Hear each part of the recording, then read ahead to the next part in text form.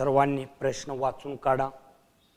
वाचल्यानंतर त्याचा अर्थ कळला तर तुम्हाला गणित सोडवता येईल आणि अर्थ कळण्यासाठी तुम्हाला लिखाण भरपूर पाहिजे आणि अभ्यासात मग्न पाहिजे।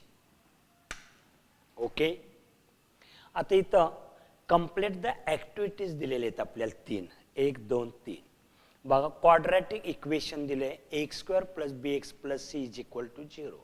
पुढं काय b² - 4ac = 5 आलं आणि b² - 4ac ची किंमत -5 आली तर आपल्याला त्याचं नेचर काढता आलं पाहिजे, नेचर ऑफ रूट्स।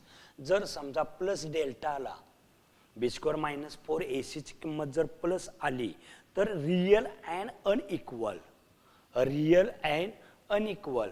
आणि निगेटिव्ह जर आली, शून्यापेक्षा कमी आली b² - 4ac ची किंमत, डेल्टा जर 0 पेक्षा कमी म्हणजे -5 आलं, निगेटिव्ह कोणतीही संख्या आली तर त्याला नॉट रियल म्हणायचं, नॉट रियल। सराव लिहिला पाहिजे भरपूर। Sum of the roots means alpha plus बीटाची किंमत आपल्याला दिलेली आहे 7। Product of the roots alpha into बीटाची किंमत दिलेली आहे, तर क्वाड्रॅटिक इक्वेशन तयार काय होईल?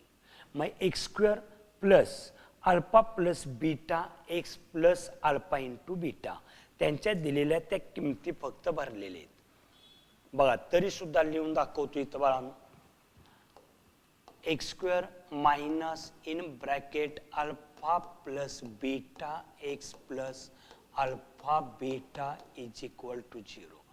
x² minus alpha plus beta means sum of roots -7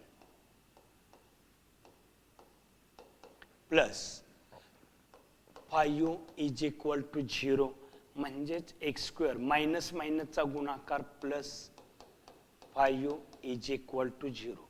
हे इक्वेशन आपल्याला तयार झालं। प्लस 7x कसं आलं तर बाहेर मायनस होतं, आत मायनस मायनस मायनसचा गुणाकार प्लस।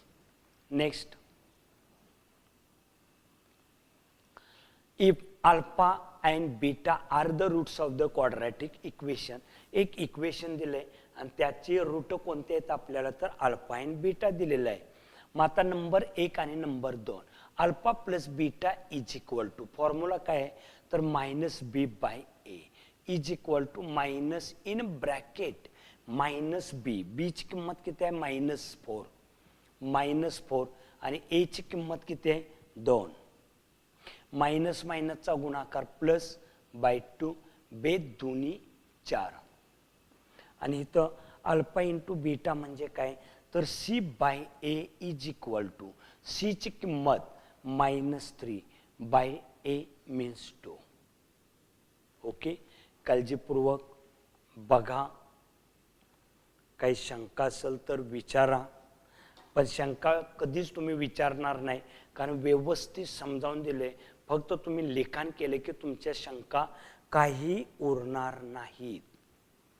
तुम्हाला पैकीच्या पैकी मार्क्स कसे मिळतील त्या पद्धतीनं मी लेक्चर्स घेतोय बाळांनो।